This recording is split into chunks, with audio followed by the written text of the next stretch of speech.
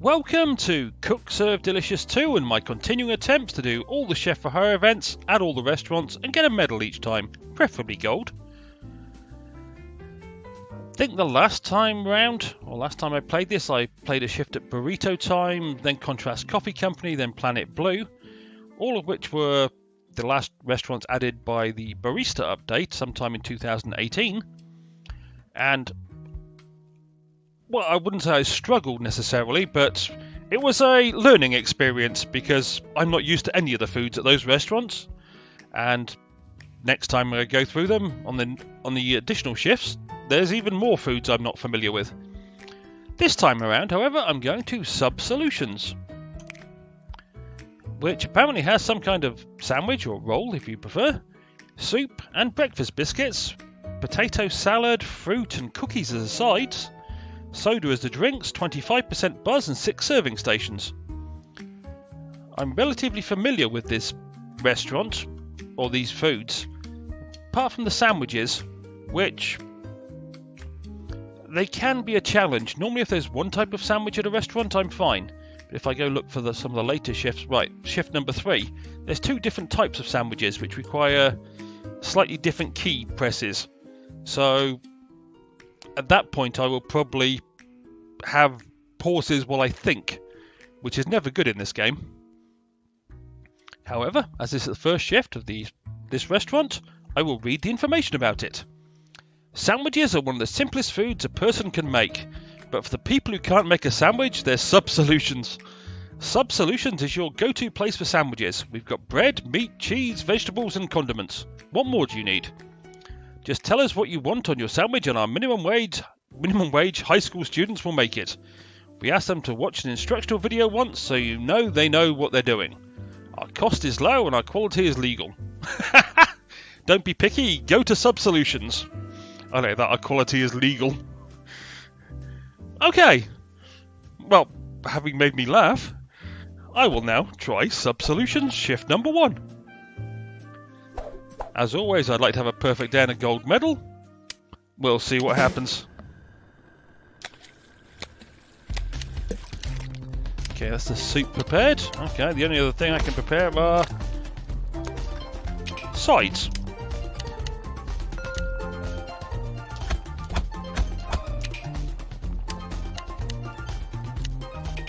Chocolate chip cookies, okay.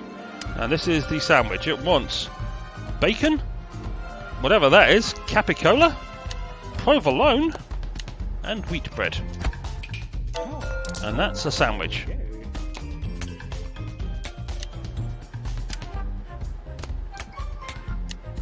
Breakfast biscuits I remember from, I think it was either Max Wieners or Breakfast and Break Loose. Okay, this is meatballs, cheese, and rosemary bread.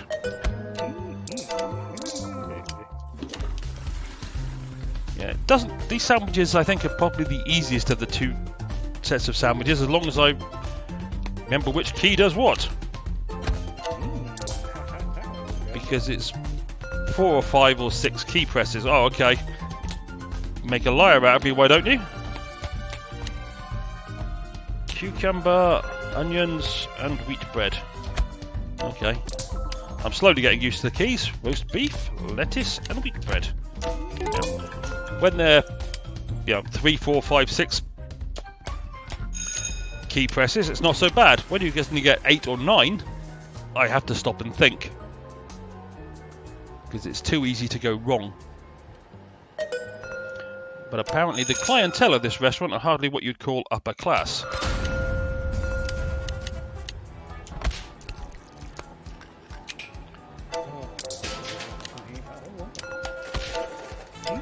There again, as they say, they've got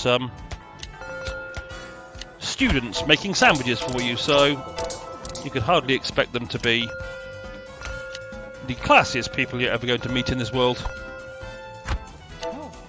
Cool, there's only a lot of sandwiches to make. Bacon, salami, Swiss, lettuce, tomato, and wheat bread. Okay, that, cheese, pickles and jalapenos, olives and wheat bread. Number 6 is done. Number 3 would be next. Ham, cheese, lettuce, tomato, onions, olives. Okay, bee pepper, whatever bee pepper is. G pepper, cucumber, and rosemary bread. It's true, that was a sandwich and a half. Ham, egg, and a biscuit. Again, then it comes back with a ham Swiss on white bread. Oh, cool, tuna. What the heck is tuna? Oh, okay, the N key. Lettuce, tomato, onions, olives, bee pepper, green pepper, cucumber, and white bread. Number 4's cooked, number 2's done, number 5, and I've completely and utterly run out of things that are prepared. Ham, lettuce, tomato, onions, pickles, jalapenos, olives, and rosemary bread. Right, time to prepare some more soup. And some more sides.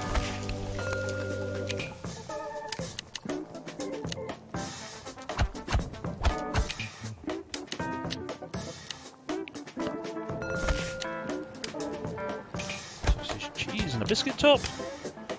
Ham, egg, and a biscuit top. Some soup, and clean the toilet. Yikes! Yes, definitely the people in this restaurant who come here to be fed definitely look like the poorer end of the spectrum of clientele. There again, they did say this restaurant was cheap. So, if you don't have a lot of money, you go somewhere cheap to eat. I know there have been times when I've been relatively poor in my life.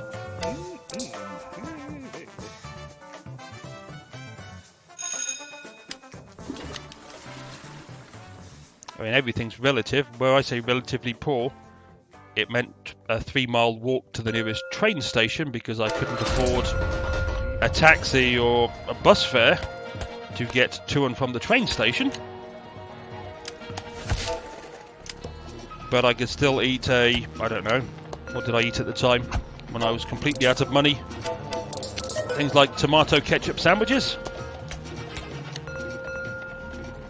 Not exactly the healthiest eating in the world, I know, but it kept me going for the 3 or 4 days at the end of a month when I'm waiting for my pay.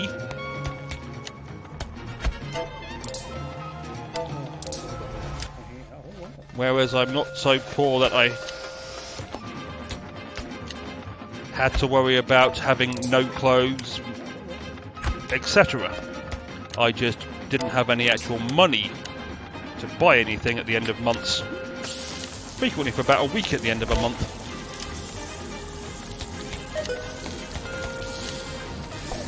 I can honestly say these days that is not a problem I'm currently faced with, thankfully. Because when people talk about the good old days, they don't talk about those being the good old days when they couldn't afford to buy food or take a bus. The good old days are relative.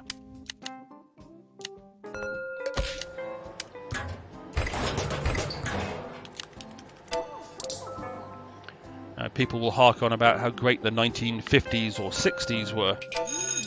Not mentioning things like infant mortality rates, lack of education, how women were treated. Well, depending on how you were treated, they might have been the good old days. Luckily, I wasn't around the 1950s to make a judgment on how good the 1950s were. Or the 1960s, for that matter. But it's all a matter of, I guess, perspective.